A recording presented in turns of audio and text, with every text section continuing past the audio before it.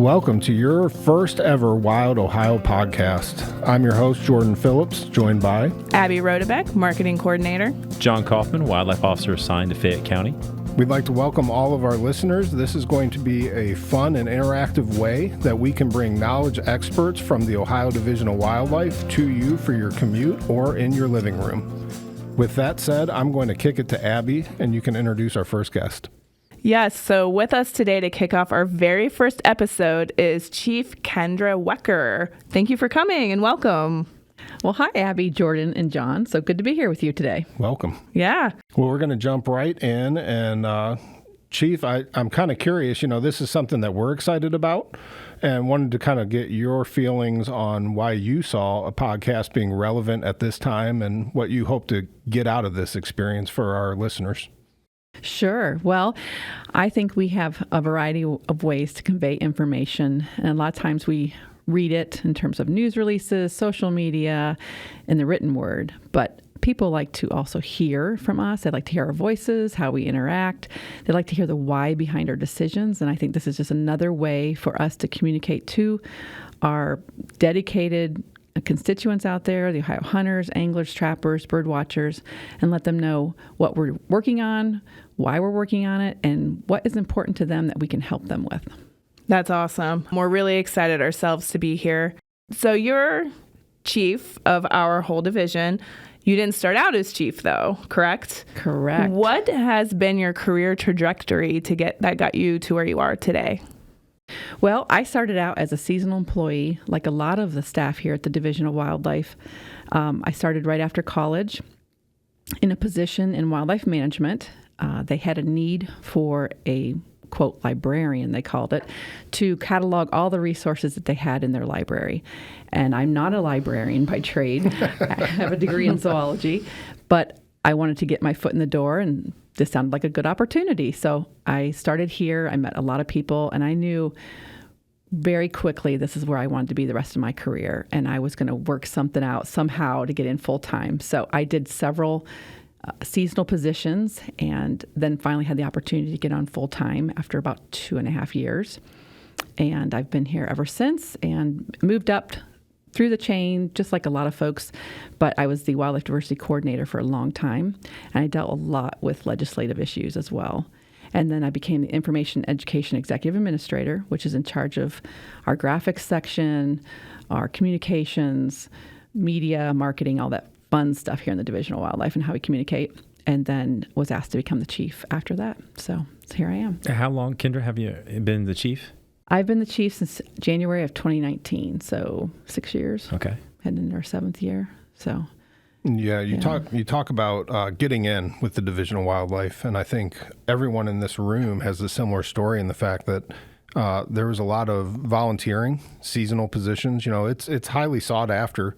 One of the things I noticed is I made a complete and total career change to come to the Division of Wildlife, and it was all new to me. So I started volunteering at the Hebron Fish Hatchery out in Licking County, and was fortunate enough to get a seasonal position before moving to our District 1 office. So with that, I know that there's a lot of people. It's a very competitive position, regardless of where you're at within the Division of Wildlife. But that being said, one of the things I immediately noticed was the family component. There's a wealth of knowledge, but also a wealth of people caring for each other, working with each other.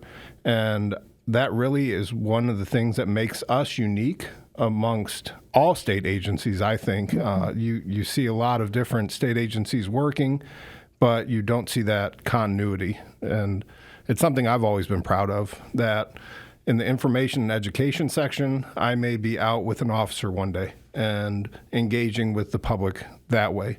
We may be out doing stream monitoring and fish counts. It's just a unique way to be able to dabble in all things wildlife, and that's one of the things I've always enjoyed about the position. Well, everybody comes here a variety of academic training, but they're united in that they have this common shared passion for the outdoors. So we have a variety of biologists and law enforcement folks and accountants, writers, variety of trainings. But they all come here because they're interested in the outdoors, and that's what unites us. and it's part of what I call the fabric of the Division of Wildlife, that we all have that common thread. So I think that's fabulous. And the fact that also people love it here so much that we have a 3% turnover rate. So to get into the Division of Wildlife is a big deal, and that's why so many people do a number of seasonal positions. One, for us to, as a young person or a new person to the position, to try it out. Do we like this environment? Do we like this culture? Do we like these people? The second thing is for the Division of Wildlife employees to check out the young people and say, who's got a great work ethic, who will go the extra mile, who will do the extra above and beyond, because we are that kind of a standard. We have a very high standard, don't we? Absolutely. I started off with seasonal positions. I was in college, and I had a seasonal at Wolf Creek Wildlife Area in Morgan County, and then turned right around after I graduated. Started as I was applying for wildlife officer. I had a Fallsville Wildlife Area seasonal position again. And the same thing, I knew going in that not only was I trying to put my best foot forward, but people were watching to see if I put my best foot forward. And it matters, because the passion, I think, that Jordan's talking about in the family, that whole mentality of we're here for the same goal. No matter if you're an I&E or you're law or you're fish or wildlife management, we all have the best for Division of Wildlife to pursue Ohio's wildlife resources for the good of the public. So the passion's real. Yeah. Abby, what's your story? So it was a senior year at the School of Environment and Natural Resources, and I was like, what am I going to do when I graduate? Where am I going to find a job? I was a seasonal at the Columbus Zoo at the time, so I was talking to my boss, who was a seasonal here, a volunteer seasonal for our outdoor skills section. She gave me the contact information for Jen Dennison, and I emailed her. I still have the email from 2008. Good for you. Yes. But they had me come in, and I was their outdoor skills intern until I started grad school. And then I came back for round 2 after grad school, and then did 10 years at REI and came back. You liked it so much. Yes. Came back. All signs point back to the Division of Wildlife. Good. Well, and we didn't pick you up right away because we really didn't have a marketing position. Right. So that's the thing here. We were a little bit slower than the private sector. And most people don't think of a state wildlife agency as needing marketing, but we do. And so the opportunity was right to bring you back in because you're an expert in marketing. It was great. Yeah, doing a lot of good things. We're working together on quite a few different platforms and outreach programs. So looking forward to what that brings. Yeah, for sure. So I know amongst the panel, we have the consumptive side pretty well locked down. John and I are very consumptive anglers, hunters, trapping. Abby, what are some of your interests? So I grew up more on the non-consumptive side. I would say hunting and trapping adjacent. I was around it growing up, but I never did it myself. I'm very interested in learning, especially from the sourcing my food locally. Okay. Yeah, the locavore movement. Yep. But I grew up more on the wildlife watching side, and the first time I ever heard that the Division of Wildlife existed was when I took a wildlife research class with Doug Wynn at our rival high school, Westerville North. And we went out to Killdeer Plains, and we did research on the plains garter snake. I still have my snake hook in the back of my car because you never know when you need a rescue. Have you been up there for the rattlesnake sampling? Not the last couple of years, because one year I was pregnant and it was just not a good mix. Yeah. But my goal this year is to get back out there. Now, you talk about rattlesnakes. Awesome. So there are 2 different kinds of rattlesnakes located in the state of Ohio. Which one would be the one located at Killdeer? The Massasauga rattlesnake? The chief is correcting me, saying there are 3 rattlesnakes. It's the timber rattlesnake, the Massasauga rattlesnake, and Copperhead. Rattlesnake. Oh, venomous. We're thinking venomous. Okay. Got to keep them on their toes. It's what it is. And yeah, so we get that call a lot as like officers. I get it all the time. I have a snake, I don't know what it is, or someone now with the cell phones, people send you that text message of a picture, and oftentimes it is a non-venomous snake. A lot of times it's a northern water snake because they have a pattern. But yeah, the Massasauga rattlesnake would be the one that you would be looking for at Killdeer, whereas our timber rattlesnake is in our what we would call hill country. Southern Appalachia, where you have more terrain and timber, that those timber rattlesnakes. Both of our rattlesnakes are not prevalent. It's not. They're a species of concern, to say the least. So both are beautiful, though. Yeah, they're neat. Yeah, they are very cool. Very cool. And so as we talk about diversity, Chief, I wanted to talk to you. We've got the Massasauga rattlesnake. We have the timber rattlesnake. We also have a lot of bird species. And just recently here in conversation, you've talked about 2 different species of interest. And one of them has a specific niche to grassland areas, kind of like the bobolink and App Hills. And I was wondering if you could tell our listeners a little bit about the bird that we're looking at trying to start a reintroduction with. And is that just habitat-based, or are we actually going to bring those birds in from somewhere? So whenever we do a restoration, or repatriation as sometimes we call it, you have to look at the habitat. Is the habitat here? Then we will attempt it. Is there support for it publicly? Is there support within the division in terms of the knowledge base, the resources that we have to pull from? If those things are all yes, then we can attempt to bring in a species. So we are looking at the loggerhead shrike as a bird for potential reintroduction. Some people call it the butcher bird. It's a bird that stabs its prey on sharp, spiky objects. It's pretty cool. So we're looking at that. The habitat is there. There's a out-of-state partnership that we need to talk to some varieties of other states about. But the other one we talked about recently was the trumpeter swan restoration. So we started restoring the trumpeter swan in the late 1990s. So we went and obtained eggs from Alaska Game and Fish through the U.S. Fish and Wildlife Service, brought them here to Cleveland Zoo, hatched the eggs, and then we transferred the birds to the wilds, where they would raise the birds until they're 2 years of age, and then we would release them into the wild. So we went from having 0 trumpeter swans to having expected population of over 900 nesting pairs in less than 30 years. That's crazy. So, and why are they here now? Well, it's wetland habitat restoration, right? So we have a lot more wetlands on the ground that are being restored than we used to have. And obviously protection, we don't hunt this species. But anyways, they have recovered enough that we can delist them off the endangered species list. So that is a huge success. A lot of people sometimes wonder, or they worry, like, oh, now that it's not endangered, is it still protected? It is still protected. It is not a hunted species. And just keep your eyes peeled. Let us know when you see these birds. We're still taking numbers and tracking them. And if something does arise where there's a concern, we can always relist them. So we look at these animals and the list every 5 years. But if something arises where there's an emergency need, bats are a good example, you can put them on the list at any time.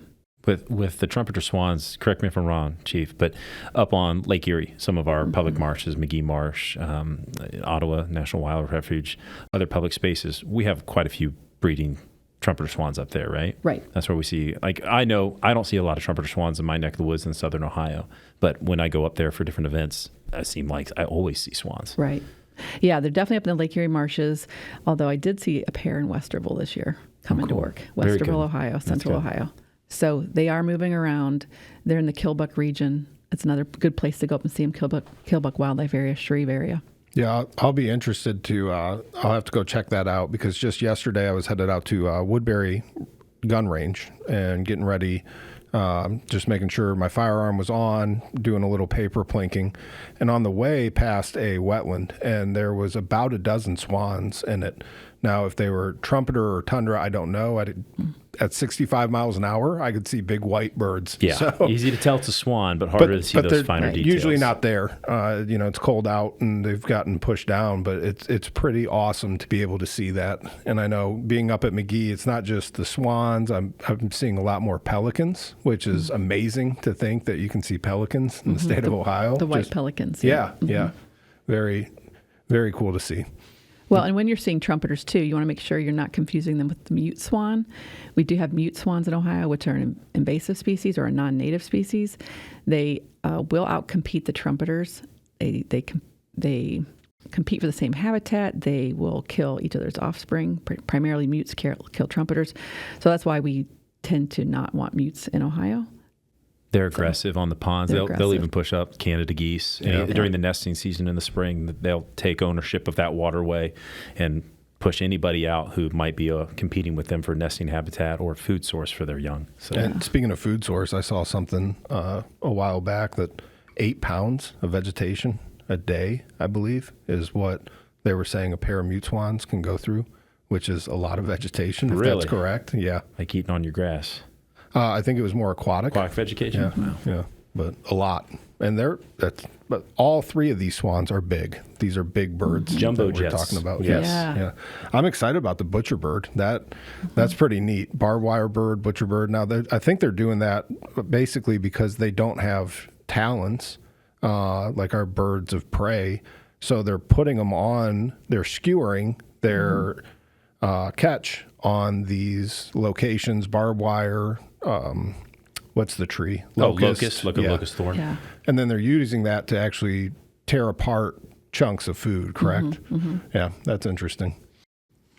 So our division just finished celebrating 150 years. What big projects and activities do you foresee maybe in the next 150 years? Wow, that's projecting into the future. Or 20. We've you been know, around this it's long. fine. We hope you're around that Right, long. Yeah. Right, 150 years. Wow. I'm not that creative. But, we have a lot of habitat restoration work to continue in the state between grasslands, forests, and wetlands. Those are our three primary habitats, as well as protecting unique habitats like caves and islands and boreal forests of Northeast Ohio, those kinds of things. Lots of habitat work. Ohio is still 95% privately owned, which that's a really cool thing when you think about it. But that leaves very little public land for habitat, wildlife, and the people who like to enjoy it. So providing public spaces for people to go and enjoy wildlife is a really important thing. And something I'd like to see us continue to try to add to our existing wildlife areas with in-holdings or adjacent properties and just make them better. Maintaining a professional, educated workforce, I think, is one of the best things we can do. We invest in our staff. We have 400 great, ambassadors, advocates, employees here at the Division of Wildlife to work with the public. So, having high standards for our staff is super important. And then securing funding. With more money, you can do more great things. So we have a great funding mechanism in the wildlife community with Pittman Robertson and Dingle Johnson. Those fund our hunted and fish species, which really equate to about 15% of our total wildlife. So about 85% of the rest of our wildlife doesn't have a solid dedicated funding source. So obtaining some additional funds for all wildlife, I think, would be fantastic for the Division of Wildlife to succeed into the future. So those are probably the three big areas: habitat and land, people, and then funding. Yeah. Yeah, making them all mesh is a job. It is. Right. That is a task. So Partnerships are huge. Like Chief was saying, most of it is privately owned. For us to do some of that habitat work, we have to work with partners, not just private landowners, but other agencies that help us get that funding or get that access to do wetland mitigation, all sorts of stuff, grassland mitigation. So we appreciate that. And recognizing that a lot of the work has to be done in private lands. That's why we have expanded in this administration, since I've been chief, from 5 wildlife management consultants, which we used to call them private lands biologists, to 14. So we added 9 positions to work with private landowners. And for the public, And Chief, public. what are those folks are doing? What's their job description? So they go out and they consult with private landowners or even public entities, municipalities or areas that have property that want to do wildlife habitat work on their property. So they'll go out and have an interview with somebody and say, what are your goals and expectations? And then they'll develop a plan for them and how they can implement that over 1, 3, 5, 10 years, long-term plan to have better habitat for wildlife. What do you want to see? What do you want to do? So it's a really custom blended plan for any landowner. Cool. It's a great service, and you can reach us through 1-800-WILDLIFE.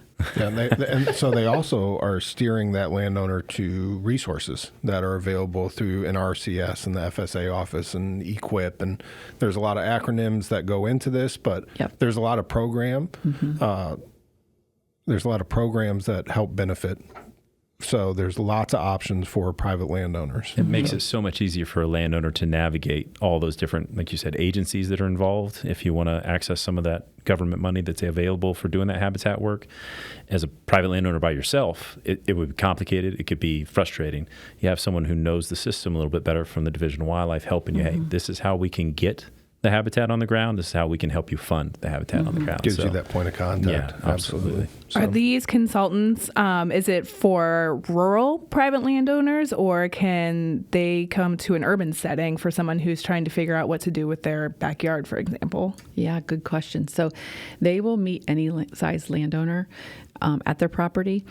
And John, to your point, we call it the alphabet soup. Yeah. You know, the government ease, right? So they do know all the funding mechanisms, federal cost share programs, state cost share programs. So the WRP, the EQIP, the CRP, all those fun things. So they are knowledgeable in how to direct a landowner to, you know, utilize those resources, find some cost share, and, you know, even down to like finding the right seed mix if they're putting habitat in. Different partners like Pheasants Forever are heavily involved in this as well. And they have the drills and the equipment, so they can navigate that and find them the best resources for what they want to do, which is a really great thing because they're adding to the total habitat on the wildlife side on the landscape. That's fantastic. And there's no fee associated with it. So if somebody's calling and saying, I need some help, this is a public service that we provide as an agency. Right. It's funded by the Division of Wildlife. So yeah, it's free and it's a great opportunity. So yeah, wildlife management consultants, you can contact us through 1-800-WILDLIFE. That's awesome. It's been a good year hunting for my household. John, I know you've found a lot of success. Yep. I'm curious, have you been out? Have you been chasing anything? I know you have, so I'm setting you up here a little bit. But any good stories from the field this year? Well, my good story this year is I tried waterfowl hunting for the first time. And to be honest, I probably was a little hesitant in the past because I just thought, I don't know, cold water, guns, cold hands, might drop it. Oh boy, I don't know about that. My husband had waterfowl hunted before, so he at least had goose at home. So anyways, I got to try it this year up in the Lake Erie Marshes, and it was fabulous. So I shot my first duck and I shot my first goose. Congrats. Thank you. And just brought home, actually, I brought in some of the goose for our holiday party here at the Division of Wildlife and tried that with staff, and a number of people said it was pretty good. So, yeah, that was great. I have to ask, what was your favorite part of a waterfowl? As a waterfowl hunter myself, what was the part that you really enjoyed? So, you know, I went out in October, so the weather was still pretty warm. Yes. It was not cold. So I lucked out in that I wasn't in the snow and ice. So it was the awakening of the marsh, right? It is that sunrise. It's the sounds. It's seeing the dog get excited. We had a lab in the blind with us, and the dog was just waking with excitement. Hearing the guy with us, Brian, who was using his call, just a master of his goose call, and just really watching those birds turn. You know, they're flying past us, going somewhere else, and they turn, they come in. Working them in. Get the gun up. So that was a lot of fun. And just, and then, you know, having a successful harvest where you get to eat it. And, you know, so I'm looking forward to serving it for Christmas for my family. And we have a good recipe that we like to marinate it and then grill it. It's fabulous. Good. That's awesome. What kind of duck did you end up with? Yeah. I had a hen wood duck. Okay. Mm-hmm. Yeah. Well, pretty common that time of year, October. Yeah. I mean, lots of wood ducks still around. It's all up for debate, but most people, I think, would tell you, most waterfowlers would tell you that wood duck is the best table fare. It is up for debate. I agree with that first statement. I think a lot of waterfowl hunters would also say that teal are high on that list, and even mallards. Green-wing, yeah. Mm-hmm. So lots of those. You don't normally hear people talking about a lot of the diver species as the best table fare, but wood duck is up on the list, especially here in Ohio. We shoot them all across the state. You can harvest them up on Lake Erie, down all the way to the Ohio River, all the little tributaries. They're a pretty prevalent duck here in Ohio. Very cool bird. Well, it always comes back to how you fix it. Right? Correct. Absolutely. Because to be honest, I had goose years ago, and I was like, okay, I always eat it. I thought it was kind of tough. Yep. All right, I'll keep eating it. But when I finally had this other recipe where we marinate it, you tenderize it, and then you grill it, it was transformational. Yeah. Medium rare. So good. Medium rare. Medium rare. That's the big thing with waterfowl. You can't overdo it. It was so good. Yeah. So, it makes a big difference. Yeah, you try and Dutch oven some goose breast, and it's going to be a rough The flip meal. side of that, now we're getting into the food talk, you can do a goose breast in like a crock pot, low and slow for a long time, and you can pull it apart and make some goose barbecue with it. Yeah. It's not bad. But if you want to really taste that flavor, especially with the ducks, now we're really getting into it. Did you leave the skin on your duck breast? Did you take that off? I didn't get the duck because, I shot the duck, but Brian actually took the duck and we used it in a photo shoot later. Okay. So I didn't get to bring that meat home. But the okay. Canada goose, no, we just breasted it out. Yeah, and a lot of times that's what we see in the field. When we talk to hunters, how they're using it, they're utilizing that goose. They're not leaving the skin on. But a lot of times, duck hunters, they'll pluck the bird and they leave that skin on. It does add extra flavor. Then there's tons of great recipes out there. Yeah. Yep. Mm-hmm. Abby, have you had wild duck? I have. Yeah. At the game banquet. Okay. Not this year, I don't think. What'd you think? Prize. It's really greasy. Yeah. Or at least the one I had. Yeah. So I feel like I need to try it in different types. Right, different venues. So maybe they left that skin on. Yeah, That's why and see, like when I leave fat. the skin on, I'll sear it, but then there's several Oily. recipes. That's the word I'm looking for. Oily. Yeah, there's other things that go with that too. So I leave my skin on and I scour it. Yeah. And Score it. Mm-hmm. One of the most important parts is that when you put it in the pan, you put it fat side down or skin side down, and you actually bring your pan heat up with the duck in the pan. If you just throw it in like a hot cast iron skillet, that skin and fat has a tendency to become oily or greasy, as you explained it. So to your point, it's all in preparation. And you can make just about anything taste delicious if you stay with it enough. Wrap it in bacon, right? Wrap it in bacon. Wrap it in bacon. Well, Worst comes to worst. that's the best way to get somebody back out hunting or fishing is to try the food, right? And have it prepared properly and it tastes good. And you go, oh man, I want to go out again. So that's the beauty of the Wild Ohio Harvest that we're doing with the mobile kitchens right now. Yeah.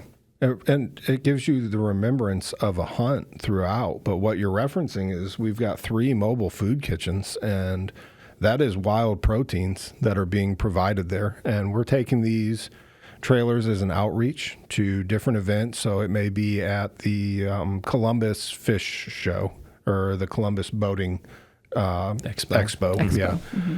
We've done it here locally in Central Ohio at Alum Creek Days, where we're just trying to gain awareness of the fact that hunters are providing sustainable resources and renewable resources are being utilized to feed families. And we're going to talk with Clint McCoy here next, and we'll get into deer and all the great things about deer.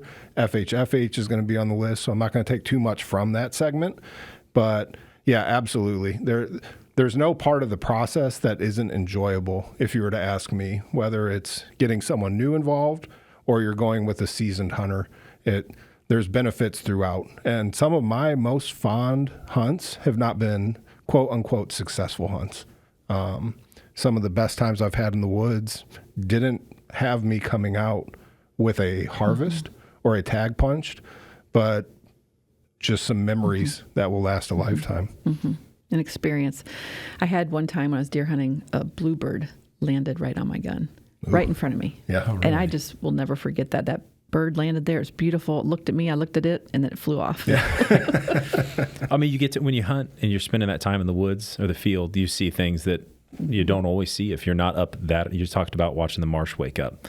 If you're not up in the dark and sludging out through the sludge, get out in the cattails before light, you don't ever have that experience. You get to see the world wake up. Yeah, in different places. And that's one of my favorite things about hunting any species is being out there when other people aren't there, and you get to experience it, wake up or go to bed, either way.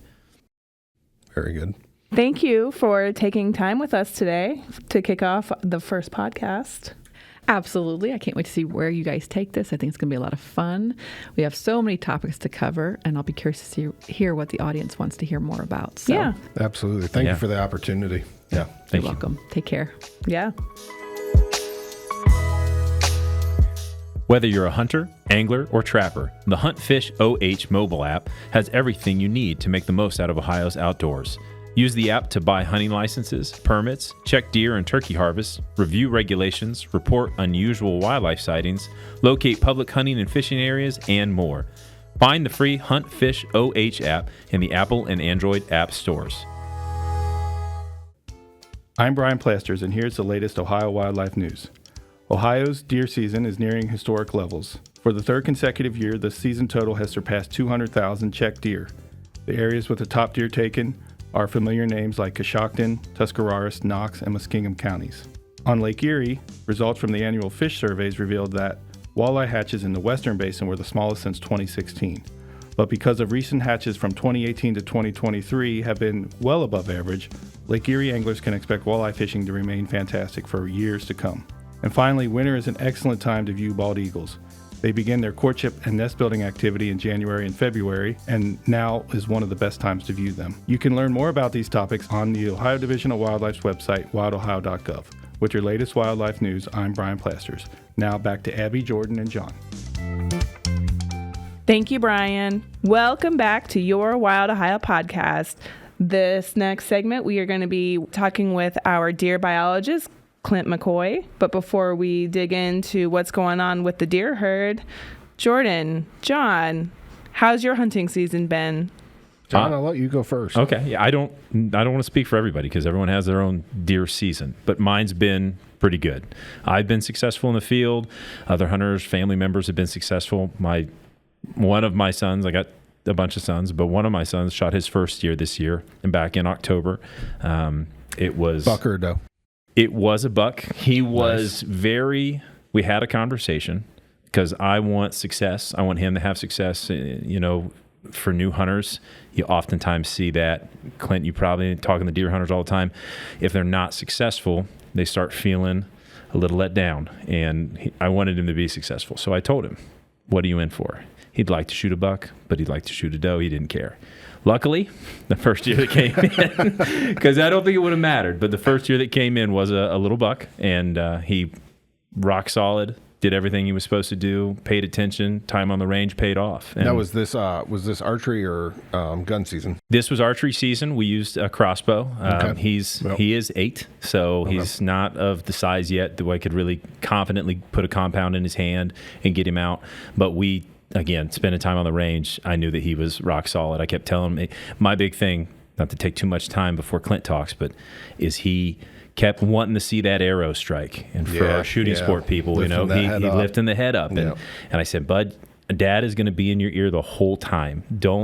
And no joke, if you haven't, for our listeners, taking new people hunting, it reignites that fire, and it's so much fun. And I was just grabbing him and shaking him, and you got him. So Congrats that was to ours. him. Yeah, well, I appreciate that. He's stoked about it. He was immediately walking back to the house after the hunt. He said, so when do I get to go again? I said, well, you have other brothers, so you're gonna have to. You're on the board. Get in line. You're on the board.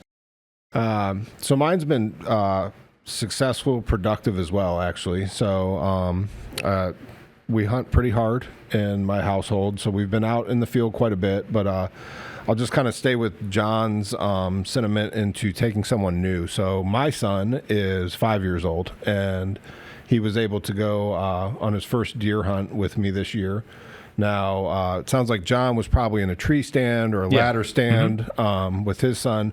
We did it a little bit different. I put him in a box blind, which gives some nice luxuries in the fact that he can move around. He can be all of 5 years old, and there's a better chance of the deer not seeing him. So, to my amazement, he was stoic. He was there. He was committed. He wanted to be there. It was definitely one of those kind of top 5 experiences that you have in your life.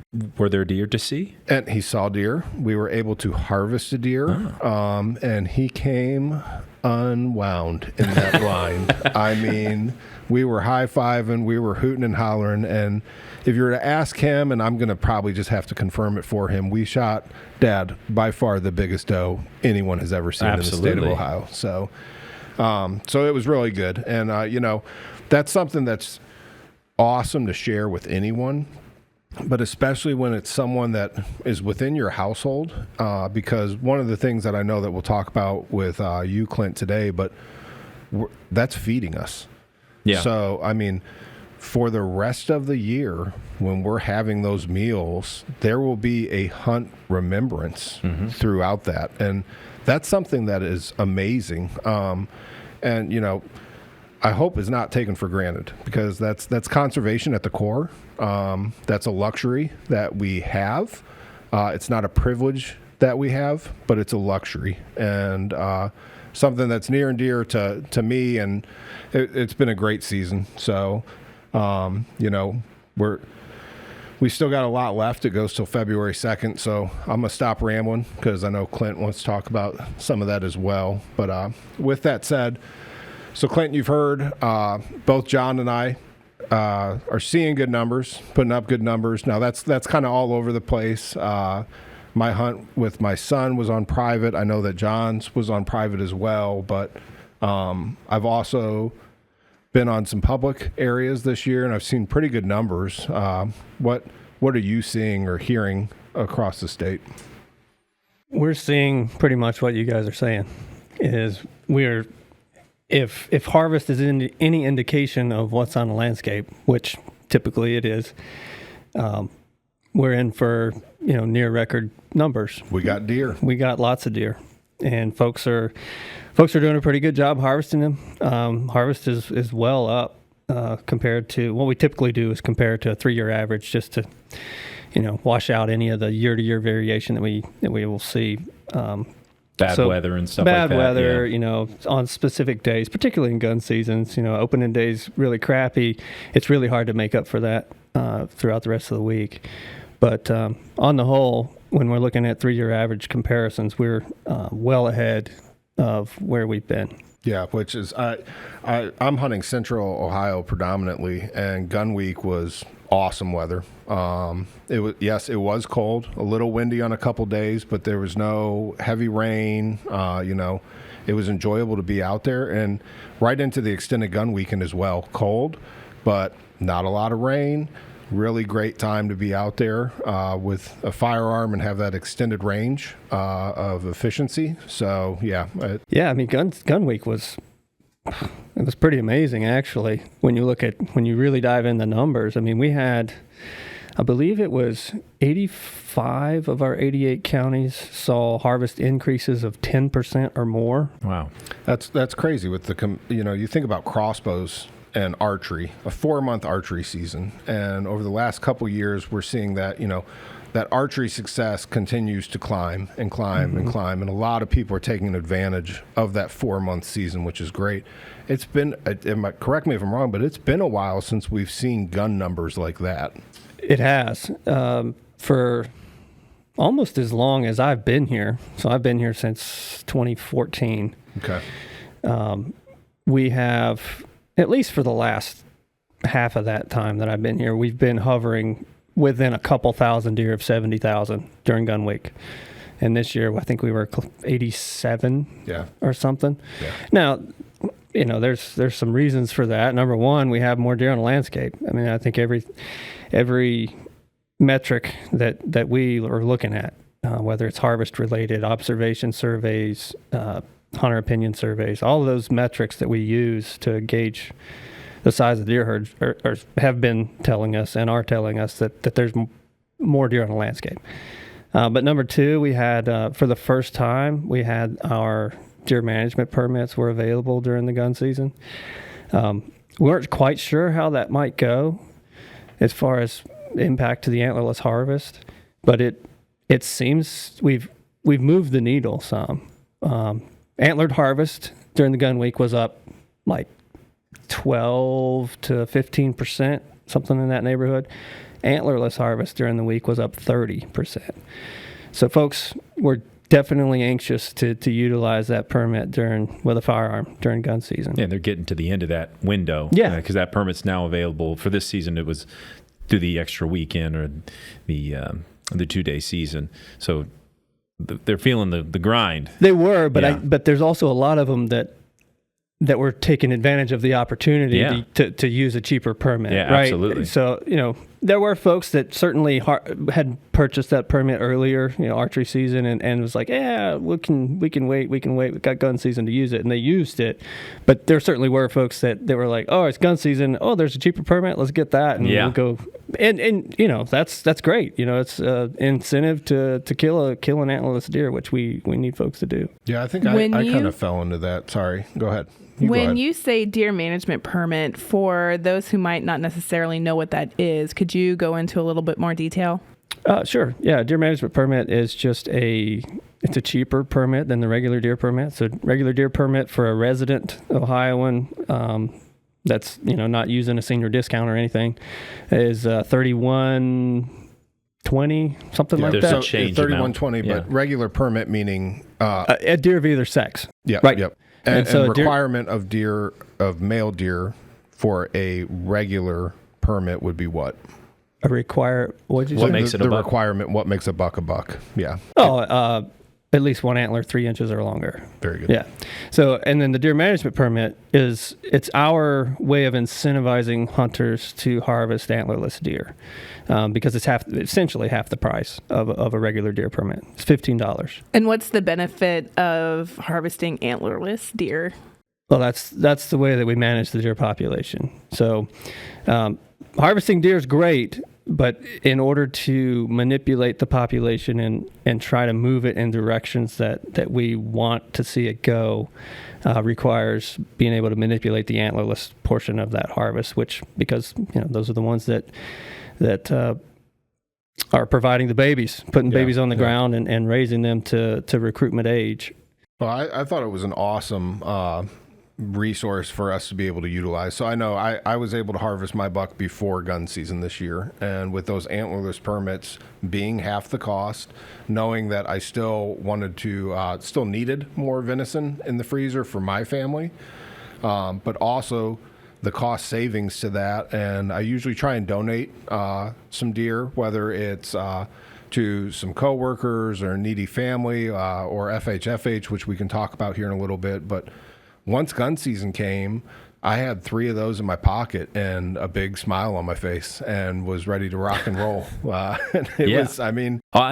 met hunters in the field who were buying that permit, like you said earlier, during the gun week. They were successful early on Monday or Tuesday, and they thought, well, I got plenty of week left. Yeah, I'll take the risk. It's a $15 permit, like you said, and it's a big encouragement when it's half the price.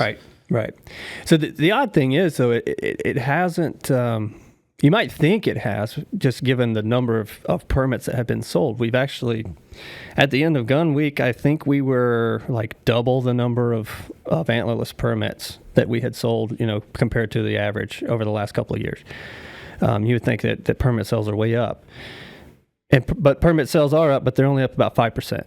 So what you're seeing is a lot of the people that are utilizing those permits are essentially replacing what they would have purchased, the $31 permit, the either sex permit. Yeah. They're replacing that with a cheaper option, which is good. That's great. We like to incentivize folks to use that for an antlerless deer, but we just have to be cautious in how much importance we're playing on a really big increase in the sale of those permits. If you think back in the mid-2000s when we were able to get on top of the deer herd a little bit and cause some population stability and reduction in some areas that were part of our goals at that time, we were selling 160,000 of those antlerless permits at that time. So this year, I think we were in the neighborhood, and by the time gun season wrapped up, we were somewhere in the neighborhood of 52,000 sold at that time. So we still got room to go, and kudos to our marketing team for getting out the word that, these are available and folks can use them. And that's you, Abby. He's talking to you. I am speaking directly to Abby. The marketing team right here. She's sitting right here at the table. So thank you, Abby. We saw great strides this year in hunters being able to take advantage of an opportunity to fill their freezer. And one of the things that you made everyone aware of was a program that I love to donate to. It has a great feel about it. You get a nice little pin, but why don't you tell us a little bit about FHFH? So FHFH stands for Farmers and Hunters Feeding the Hungry. It's a nonprofit organization that the Division of Wildlife helps support this year with a $30,000 grant to different processors. And they use those funds to help offset the cost of deer processing for folks who donate. So I show up at a certified processor that is part of FHFH. Now I have to buy the tag, correct? Correct. Okay, but I have bought my tag or my permit. I have been successful. I've checked my deer. I show up to the processor, drop that off, Do I come back, pick up the meat? Is there a cost associated with anything past that for me? Not for you. Nope. Okay. So I love it. They have a formula in which what they do is they grind all of this up just for easier consumption, easier dissemination of it. And the metrics that they use based off of, I'm sure that someone is weighing these on a regular basis and kind of quantifying what you're getting per deer. They're coming out with, I believe it's 120 or 160 meals per donated deer. So that's impressive. Yeah. Yeah. I would have not thought it's that high. Is it like a meal? Like a half a pound of burger per It's meal gotta or be. something like that? It's got to be. Yeah, that would make sense, I guess. If Either that's that or I was thinking like 50 pounds, probably like somewhere in the neighborhood of 50 pounds per deer would be like an average ground venison. Yeah, that's usually about what I'm getting. Yeah. So you figure a big doe. When I talk to processors, a field dressed now, so innards removed, a big doe is anything above 100 pounds. Yeah. And we've done a study on this before, but I believe we have you can expect a 44% yield. Is that right? It's something along that, and it's funny. I did this year, cutting up just the deer we shot at the house, and we're right at 40%. Okay. Like I took the weight on the gambrel, got a deer, and then we would take the weight after we got that into the tote. And that's including roasts, cuts, steaks, all that stuff. But we were right at 40% of what you're ending up off that hanging weight. So it's pretty darn close. So to work back into that, those are small. We're talking White Castle sliders, not Thurman, Thurman burgers, quarter-pound burgers. They're making it go. What? Hey, they're making it go somewhere, and that's an awesome program. It's a feel-good situation. I've used it to benefit relationships with private landowners, actually. So, as Clint has mentioned, there's a lot of deer on the landscape, and not everyone hunts. And one of the things that I have found to be incredibly beneficial and successful with knocking on doors to get private permission is, one, to educate the landowner that I am utilizing the meat that's being taken for my family, or donating that meat to someone in need. And with FHFH, they give you a little pin when you donate. And I have found it incredibly useful to take that pin back to a landowner and supply them with that to feel good for the landowner as well. And so far, knock on wood, it's kept those doors open for me to be able to come back the following year and chase deer on their property. That's a good deal.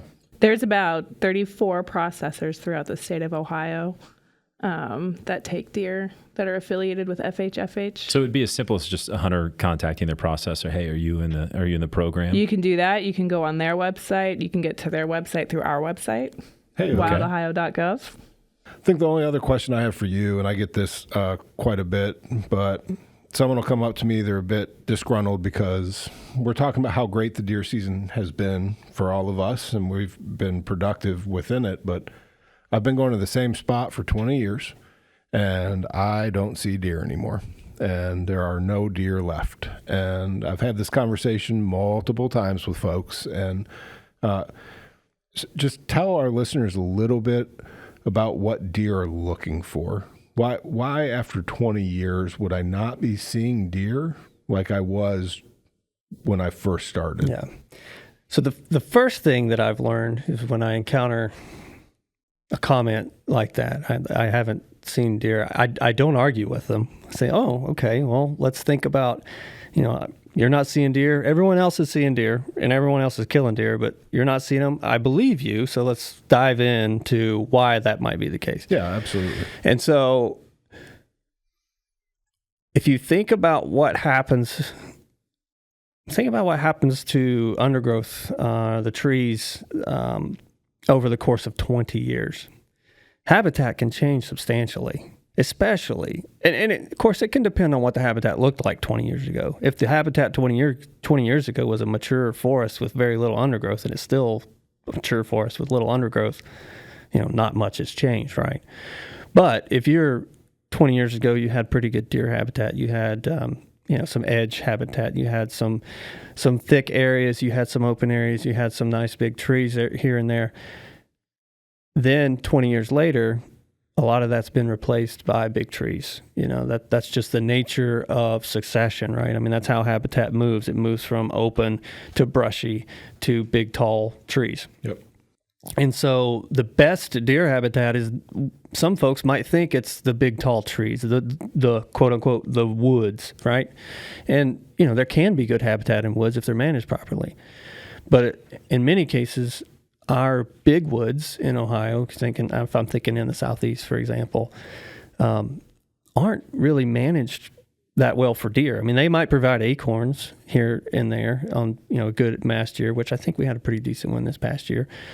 But if you want year-round, year-to-year good deer habitat, those big woods have to be managed, and what that means is opening up that canopy. Disturbance. You have to let the sunlight hit that forest floor to rejuvenate some of that undergrowth, which that's what deer are living on, man. If you're looking in your woods and you can see half a mile through the woods, that it might think that's good as a hunter. I can see a really long way. Well, that's not really good for a deer, because that means a long way for a twig. That means there's not a lot to eat there. Yeah, the browse is not on the floor. Yeah, and if you look at any food study that you can find throughout the Midwest, especially, and you look at the proportion of a deer's diet that is woody browse. So, you kind of break it up into, they can eat crops, they can eat grass, they can eat forbs, they can eat I said crops already, but, all of those different aspects of their diet, they can, there's lots of different food choices for deer. But if you look at woody browse, that even throughout every season of the year, that is one of the most dominant portions of their diet, no matter where they are. So they can have access to soybean fields and corn fields and all this other stuff, what you think might be the best of the best. But woody browse is still a huge component of their diet. Interesting. I didn't know that. Small story on that. Like, we had on a farm we hunt, a maple go down across the ATV trail. So we bucked it up and moved that, and we had a bunch of leafy branches. We piled them up out of the way. Sitting in that tree stand, every time we sat there, until those leaves completely browned up, the deer would walk by that pile of leafy maple and nibble on that and carry on. I mean, that leafy browse, and they're picking it up everywhere they go throughout the day. It's not like us. We don't sit down to the table and eat. They don't do that. They're eating all day long.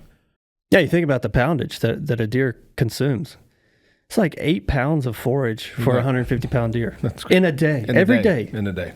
I challenge our listeners to go out to their woods and pick leaves until they got 8 pounds worth of leaves. Yeah. I've done a couple things just in timber management that I hope are benefiting the deer with some hinge cutting on some red maple, some less desirable, to create one, that cover, and then two, that browse. And the hinge cut may stay alive 3-4 years. I don't know, but while it is alive, I have noticed, like you're talking about, John, I've noticed a lot more deer being in that area, willing to stay in that area. It seems to kind of give them everything that they need and want right then and there. Well, Clint will correct me if I'm wrong, but it's not just browse. You're creating browse at that level for them to eat, but then other times of the year you have fawning areas, you have bedding areas. If you're encouraging bucks, you want to see bucks, creating bedding areas that they have to go in and physically check. Yeah. I just had a conversation with a friend today. He saw a buck walk up to the edge of a cornfield, a nice mature deer, never stepped into that cornfield, looked at it, saw there were no does in the rut, turned around and went right back. He was anticipating having a chance at this deer, but they're not. They see that big open field and bean field, cornfield. Now they know there's nobody out there. So I'm going to go check cover. I try and make them look. Yeah. In all of my setups, I try and make them look. That being said, I don't want to get too far down the road on the hinge cutting thing, because there's a lot of opinions on hinge cutting. It was a very in vogue over a couple of years ago, and people did take it a little bit overboard, at least from the habitat managers that I've been in contact with. Into it. Yeah, I mean, you can't just go here. You don't want to create chaos in your woods, right? It depends on what you're trying to do. Like, if you have a long-term goal with your woods that's not just harvesting deer, which if you have woods in Ohio, it's a good idea to have a holistic view of what you're going to do with that woods when it's maybe passed down. If you go and hinge cut all the mature trees that are going to be mature trees one day, you might have hurt yourself. Right. So for my situation, we did an oak release. So the primary focus there was to open up the canopy for hickory and oak. but we utilize the elm and maple, the less desirable species, if you will, to hinge cut to make wildlife benefit on that landscape as well. Well, I could talk deer all day. Yeah. So this is Yeah, easy and stuff. you know, we just kind of barely touched on a lot of these subjects. So, Well, hit me with it. What's oh, on your I mean, mind? I don't have anything. I'm just talking about, you know, we're talking about population, how we manage populations, what we're looking at, all those sorts of things. We could go on for a long time. I mean, as one of the deer biologists, the guys behind the curtain for the public. I mean, they don't get to see you guys on the regular basis. What do you have the opportunity to talk to the public right now? What are some of the things that you'd love to tell them? I'd love to tell them that we rely on them. We rely on the hunters to harvest adequate numbers of deer to manage this population.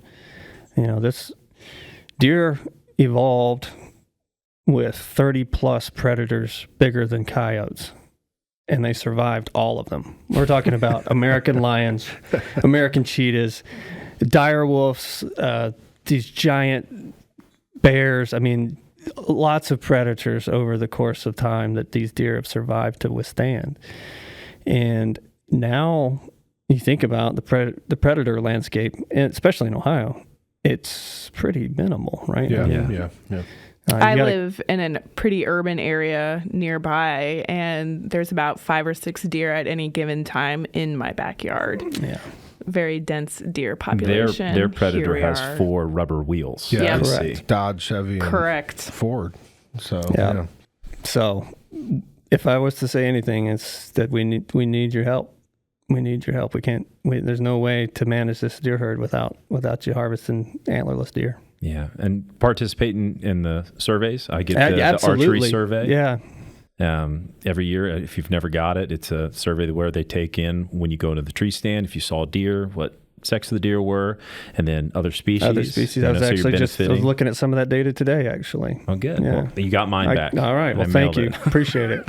So Abby, he talks about hunters helping and being that phenomenal resource for him on the management side. You on the marketing side are getting ready to do something that just goes hand in hand with this. So with hunter education and Southwick Associates, there was a study done. We won't get into that, but really what we were finding generationally, so let's just look 18 and older.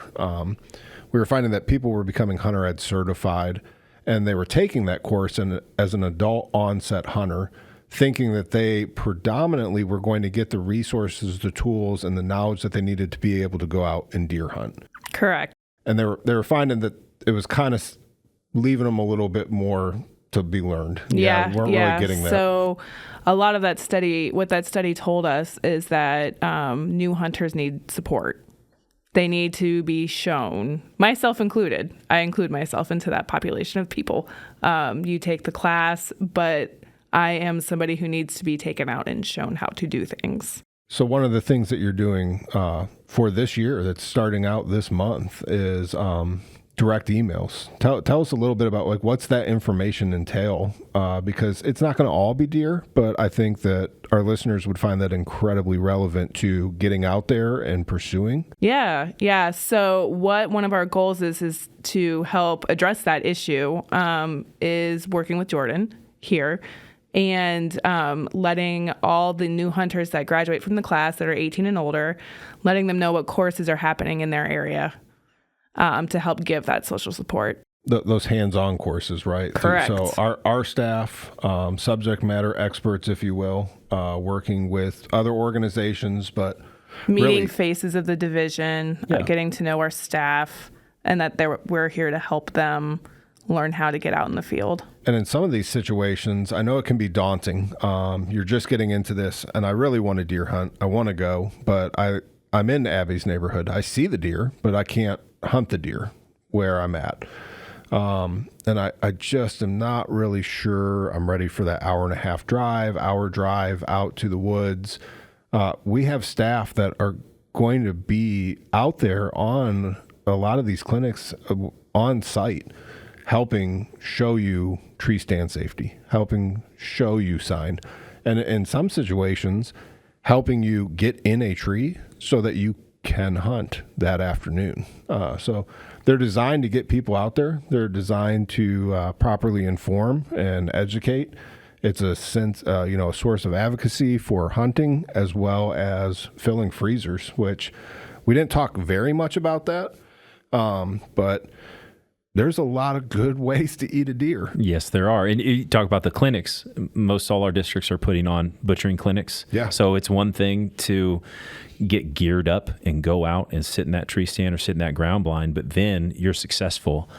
Now I have 100, 150 pound deer, depending on what you shoot. What do I do with that? So that's a great opportunity. Real life, we're going to put a deer on the table for you, and we're going to break it down. We're going to have how you package that meat, how you grind that meat, and then recipes.